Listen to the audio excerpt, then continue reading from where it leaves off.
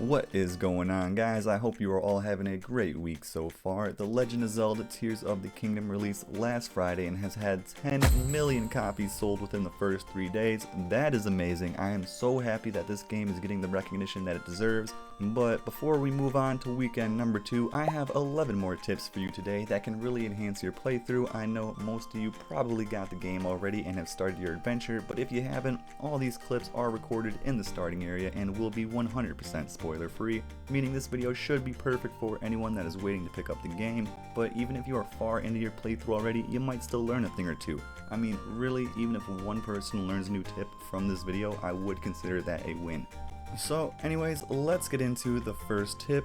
Number 1, activating Zonai devices does not affect your durability. I know a lot of people probably know this one already, but in case you don't, there's no need to switch from the weapon that you do like to the weapon that you don't like just to activate your machine. You can wail on these things as much as you'd like without any consequence. Alright, tip number 2, if you are going into a tough battle, try fusing a strong item to your shield beforehand. Like here, we attached a flamethrower to our shield that will burn most enemies, giving us a free chance to strike over and over without taking any damage. And a subcategory for this tip would be fuse other strong attachments to your shield to really overwhelm the enemy. Here I attached a black bokoblin horn, and look how much damage it does to these constructs when I hit the parry button. Just one hits them like nothing. And also, look how fast you can chain a parry to a one-handed strike. Now you will really be on the offensive side. Sticking with the combat strategies, tip number 3, here are 2 more ways to start a fight at a major advantage. The first being the good old bomb shield. Fuse a bomb to your shield, let the enemy attack you, and then laugh in their face as they get blown sky high. This can really throw a curveball at the opponent to start a fight. Or if you want to deal massive damage with a sneak attack, try doing this with a puff shroom and then striking the opponent from behind. This can really even the playing field if you are fighting multiple enemies at once. But don't stop fusing there. Tip number 4, you should be fusing every weapon you have, and I do mean every weapon. For example, right here we have a stick and some amber. Go ahead and fuse the amber to the stick, and we now do 6 damage per swing compared to the 2 that we were doing before. It might not seem like much, but it can definitely add up throughout a fight with the opponent. And that is just the amber. It is crazy how much you can beef up a simple stick. Like, look what happens when I fuse a black moblin horn. Our wimpy little tree branch now does 26 damage. It is 13 times stronger than it was originally. So if you can do this with a stick, imagine what you can do with a much stronger base weapon. You can really start getting overpowered pretty quickly if used correctly. But that brings us to tip number 4, stop shooting normal arrows. If you have monster parts in your inventory, use them with your bow. Some items will do extra damage when fused with an arrow, and they let us know which items those are in the item description. Like this bokoblin fang has a base attack power of 2, but when we fuse it with an arrow, it doubles and becomes plus 4. This becomes very useful when we get stronger items like this frog's fingernail, a base attack power of 10, combine it with the arrow to get plus 20, plus whatever strength the bow has by itself. This mighty construct bow has a base power of 24. So here we are doing 44 damage to the enemy with a single arrow. On top of that, if you hit them with a headshot and get a critical hit, that doubles the amount and you just did 88 damage with one arrow. Definitely a good way to start a fight against a tough opponent. It doesn't stop there, however. If you are really stuck in a certain fight, try fusing a mineral like ruby to your bow and watch how much damage you'll do. It is crazy.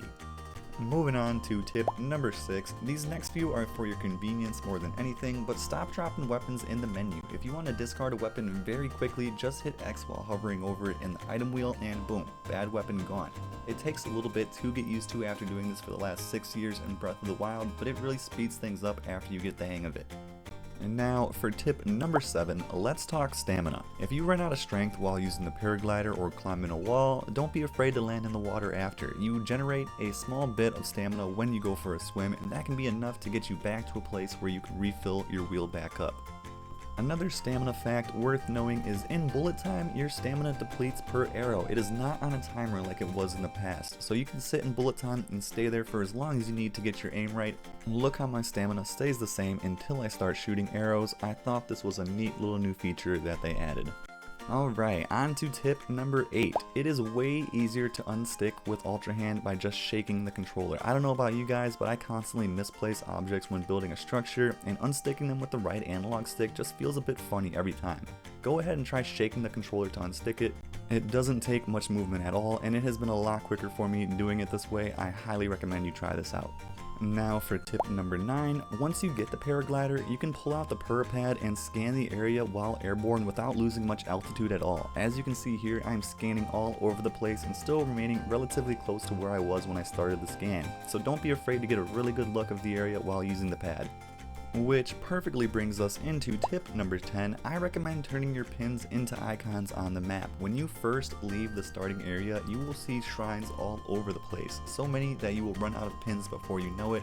But if you replace those pins with designated icons, now you still know the area that was marked and can begin to place more pins. This is a guaranteed way to speed up the shrine hunting, and I thought it was very useful. Now on to our last tip, number 11. We went over shield surfing on solid ground in the past, and a great way to make that happen is to find a body of water, throw a white choo-choo jelly in the water, and you now have an icicle.